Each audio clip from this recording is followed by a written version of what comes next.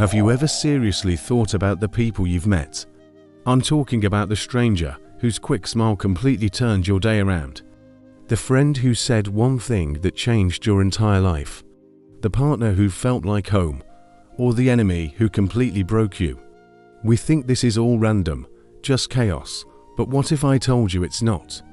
What if every single meeting, from a quick hello to a lifelong bond, is actually an appointment? An appointment your soul booked before you were even born to teach you a lesson you desperately needed to learn.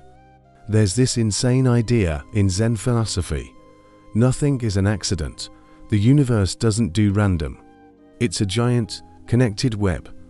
And that includes every person who walks into your life. Every single person, whether they stay for a minute or a lifetime, shows up for a reason. They aren't random people. They are messengers, teachers, and catalysts sent to help you level up on your journey. This ancient idea challenges us to look at our relationships differently. It's not about what happens to you, but what happens for you. When you see it this way, everything changes.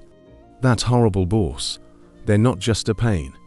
They're your personal trainer for patience. That brutal breakup, it's not just a loss. It's a masterclass in letting go and finding your own power. That friend who always has your back, they're not just a comfort. They're showing you exactly how much love you can give and get. The legendary Zen master Thich Nhat Hanh had a mind-blowing concept for this called interbeing. He said we aren't separate people, we inter are. A flower can't be a flower without the sun and the rain.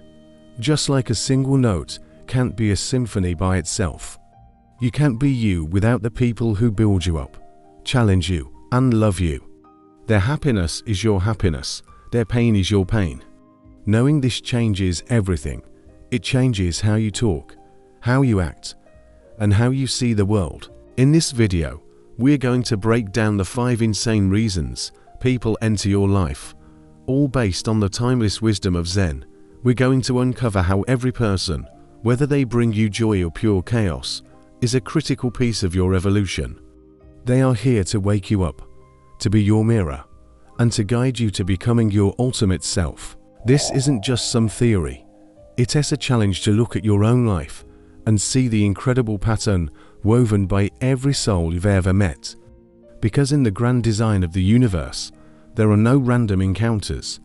There are only missions, reflections, and connections waiting for you to figure them out. Section 1. The first messenger. The Awakener. The first, and maybe the most shocking, reason someone comes into your life is to be an Awakener.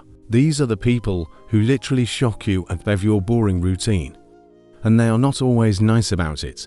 When they show up, it usually feels like total chaos. They are the meteor that hits the calm little pond of your life.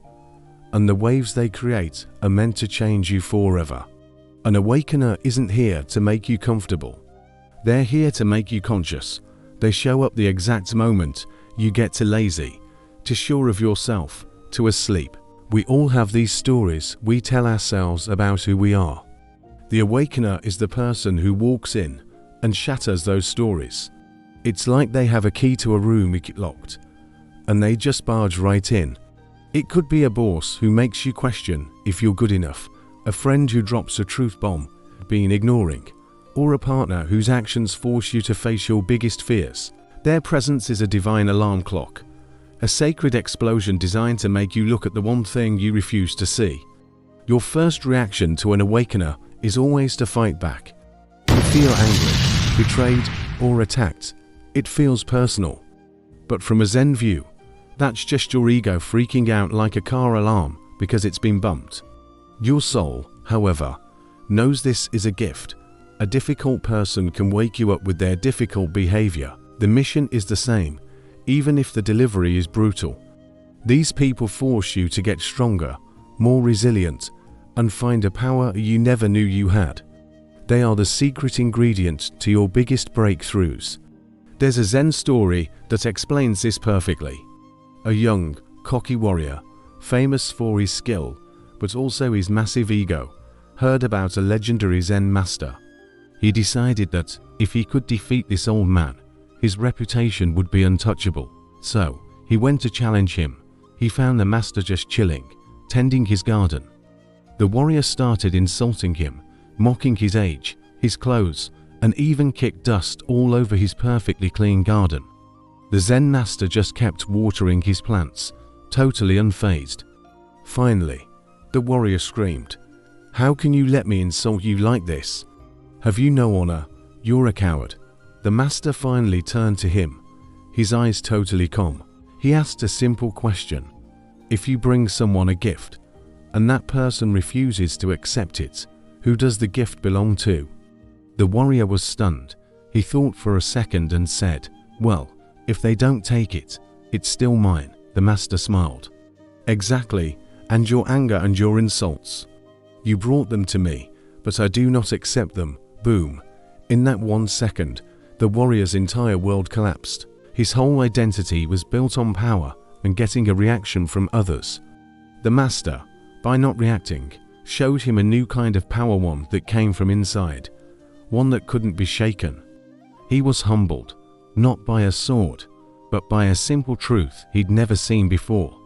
This story shows you exactly how an awakener works. The warrior came to fight, but the master ended up being the awakener for him. He didn't give a lecture. His presence was the lesson. He held up a mirror to the warrior's own toxic energy, and by refusing to play the game, he forced the warrior to see it for what it was, a poison that only he was drinking. In our lives, awakeners might not be Zen masters. They might be loud, they might be difficult, and their lessons might feel like sandpaper, but their job is the same. When someone's actions cause you massive pain, it's usually because they're hitting a button inside you that's unhealed. A critical partner might be waking you up to your own lack of self-worth. A disloyal friend might be waking you up to your terrible boundaries. Their behavior is the pop quiz.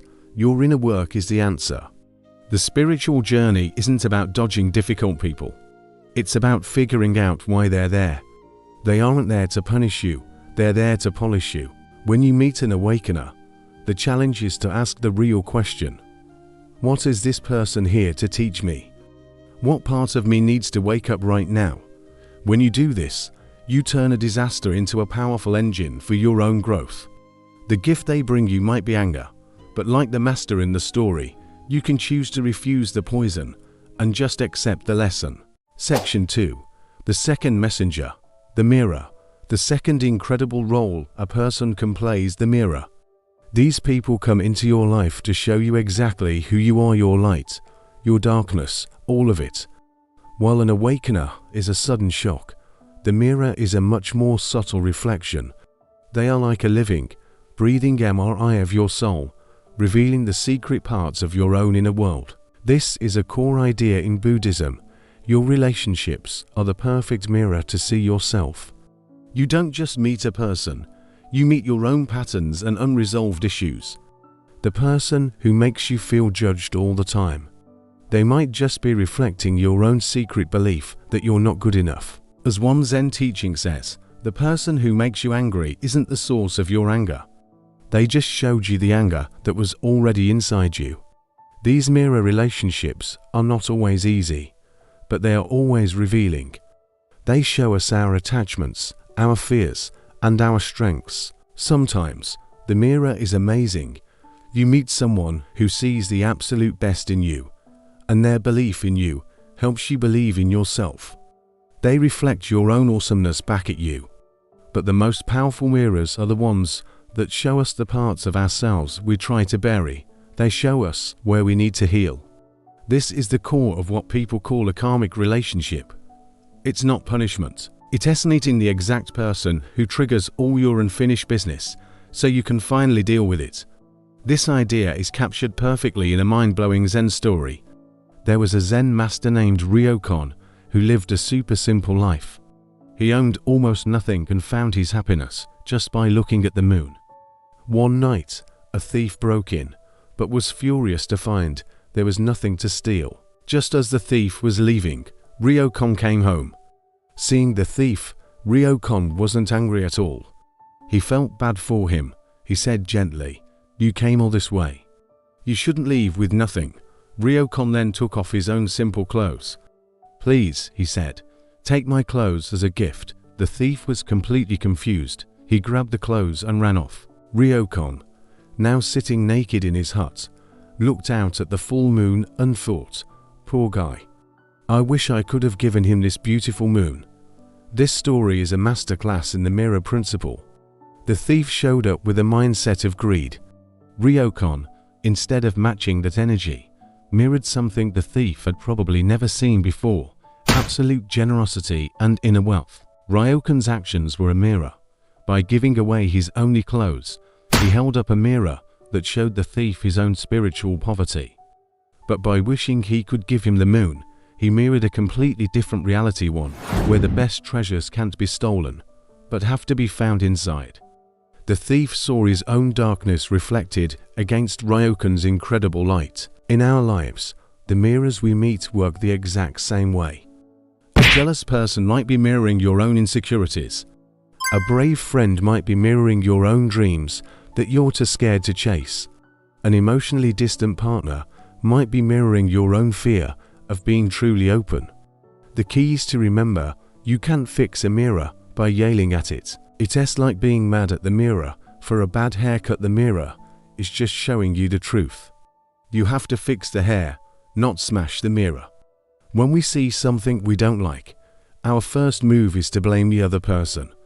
But Zen challenges us to look inside. Why is this triggering me so much? What part of my story is this reflecting? When you can see your relationships as mirrors, you stop being a victim and start being the hero of your own healing. Every person becomes a sacred reflection, a chance to know yourself on a whole new level. Section 3. The third messenger, the nurturer. While some people show up to shock you or mirror your flaws, others come for an equally critical mission, to be a nurturer. These are the people who bring comfort, support, and the much-needed break. They are the oasis in the desert, the human equivalent of a warm blanket when life feels cold.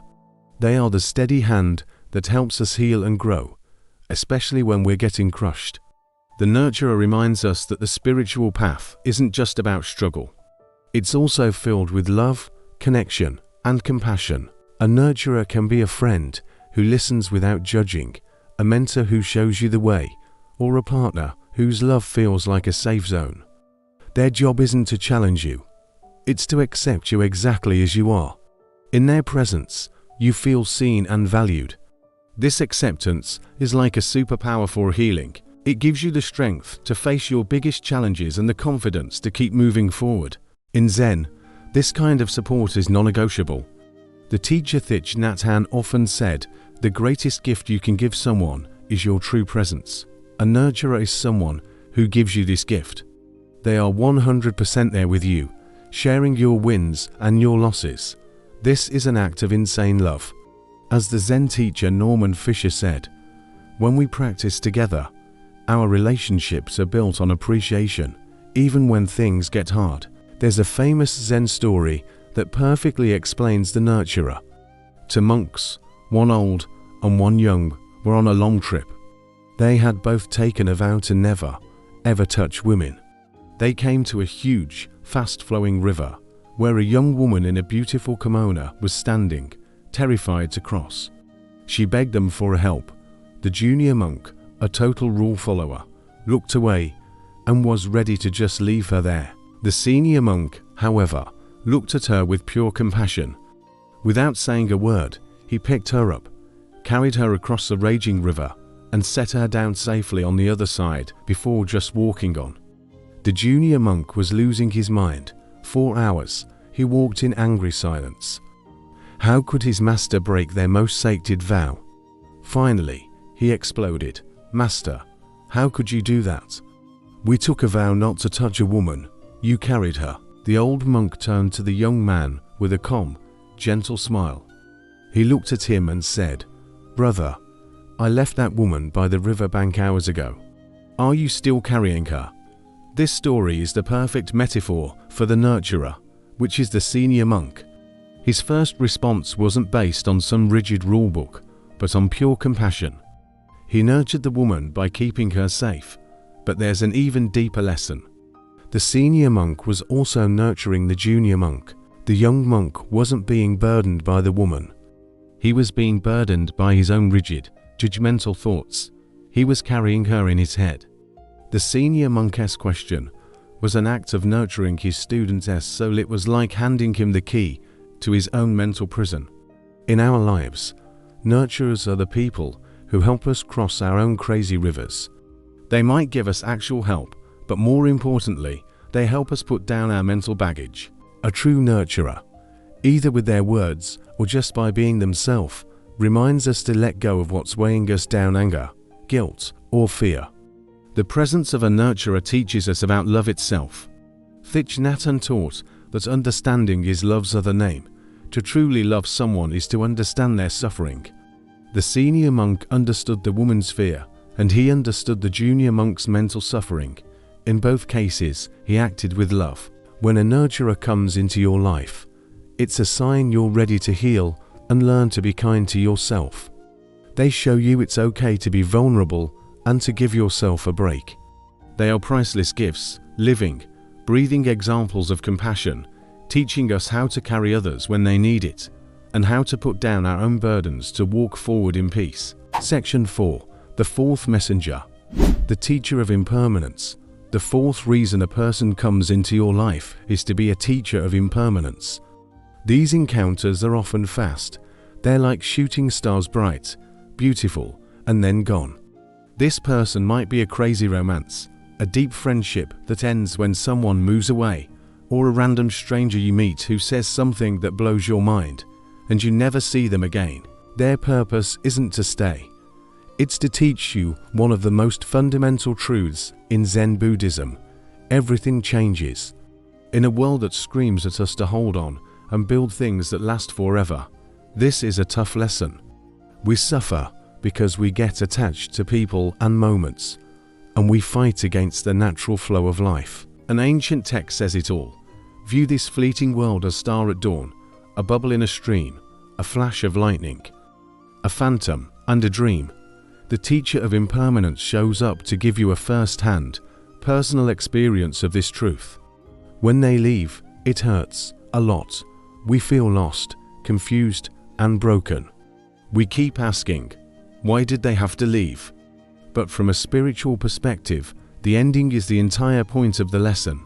Their job was to deliver a specific gift, a lesson, a memory, a spark of joy, and then move on, teaching you the powerful art of letting go. There's a gut-wrenching Zen story that gets right to the heart of this. A Zen master was given a beautiful, perfect crystal cup from a student he adored. He treasured it and used it every single day.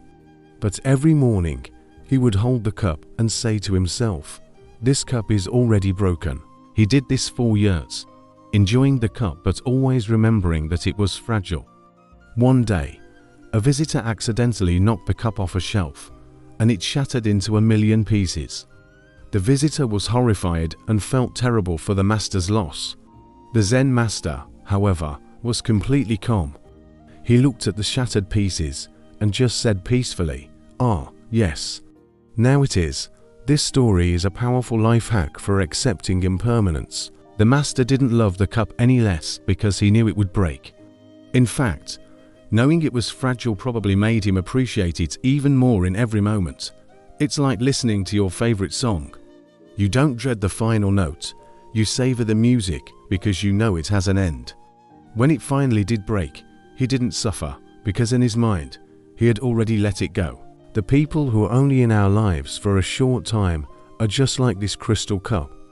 They are precious and bring us so much joy, but their time with us is limited.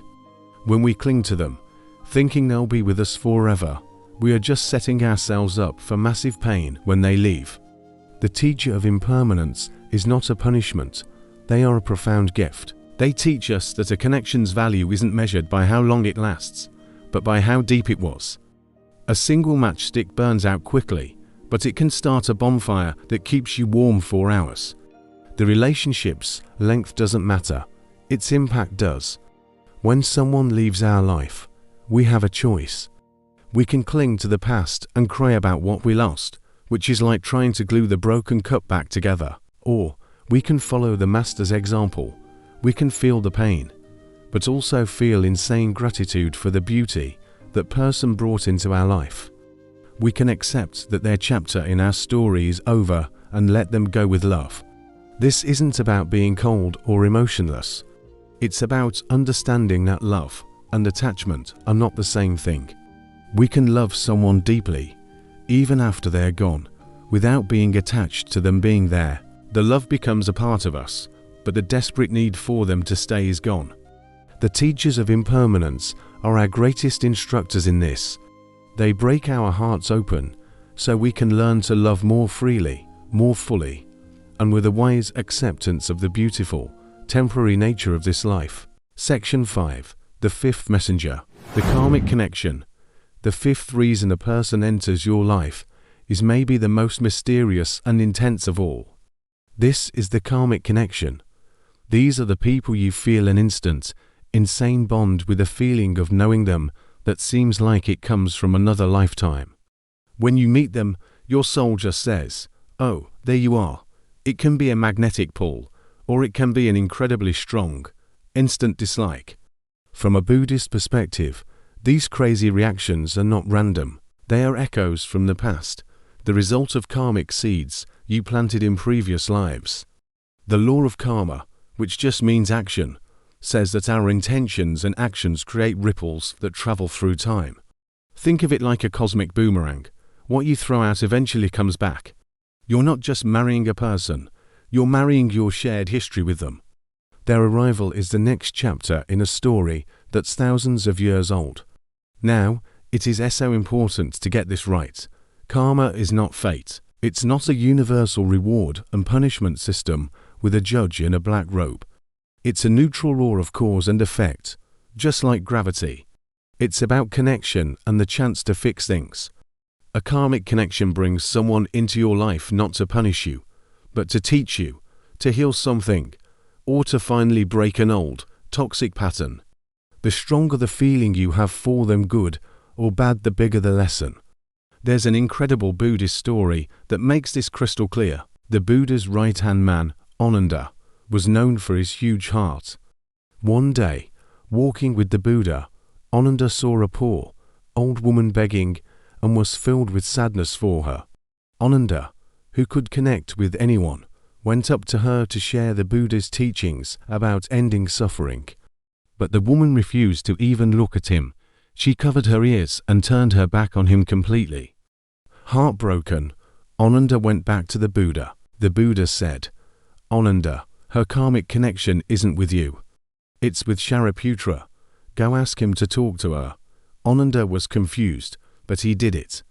When Shariputra, another one of the disciples, went up to the old woman, her entire face lit up with joy. She listened to every word he said and found incredible peace. Later, the disciples asked the Buddha why this happened. The Buddha told them a story from a life long ago. In that life, the old woman had been a fly stuck on a road. The man who was now Ananda had walked by, felt disgusted, and did nothing. A little later, the man who was now Shariputra walked by, saw the fly struggling, felt compassion, and gently helped it, saving its life. The moment of disgust from Ananda created a negative one. That is why today, she could only open her heart to Shariputra. This story shows how subtle and powerful karmic connections are.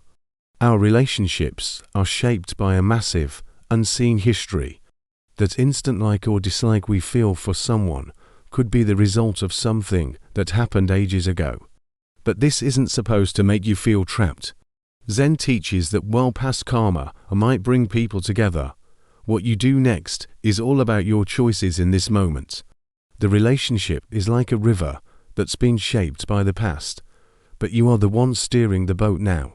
When you find yourself in a brutal karmic connection, full of fighting and pain, the mission is to find the lesson. Instead of asking, "Why are they doing this to me?"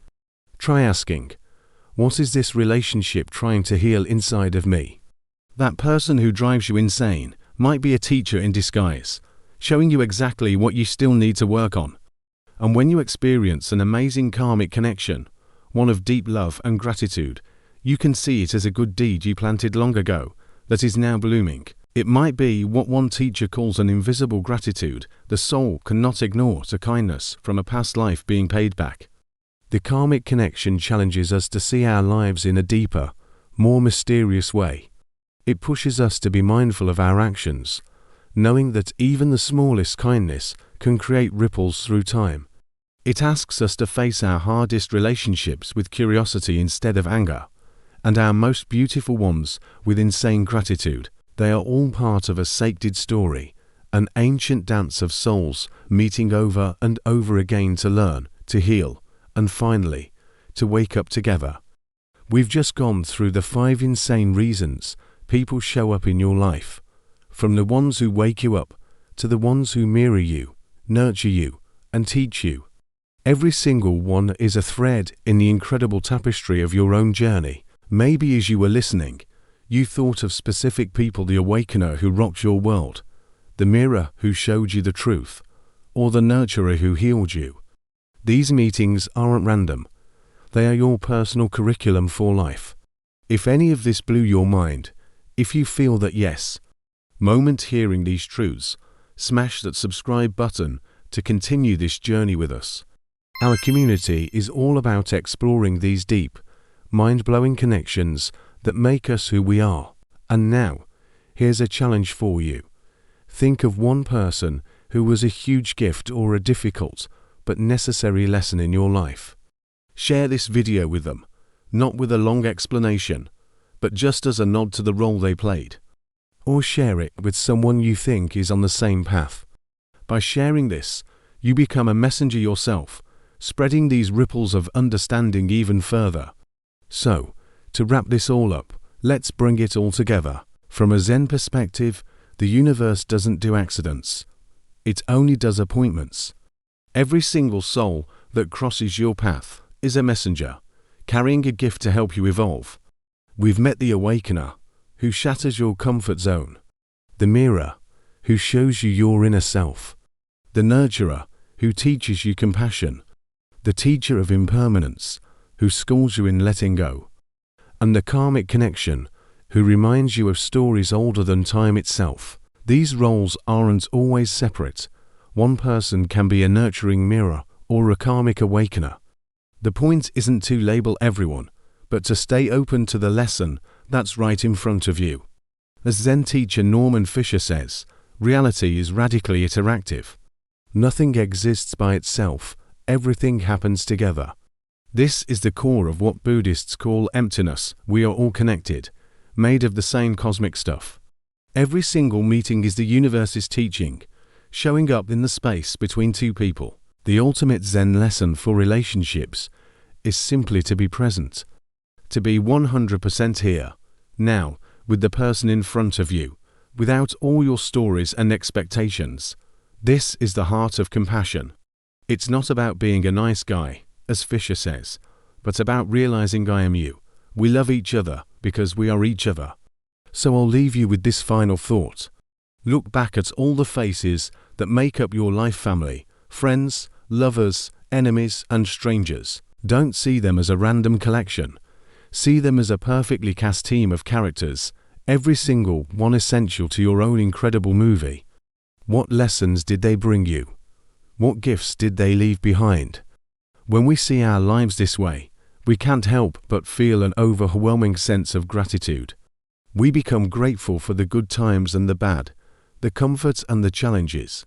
We understand that every single person has been our teacher, and in that understanding, we find peace. We stop fighting with reality, and we start to dance with it, knowing that every step, every partner, and every encounter is a perfect and necessary part of the great, beautiful, and insane dance of life.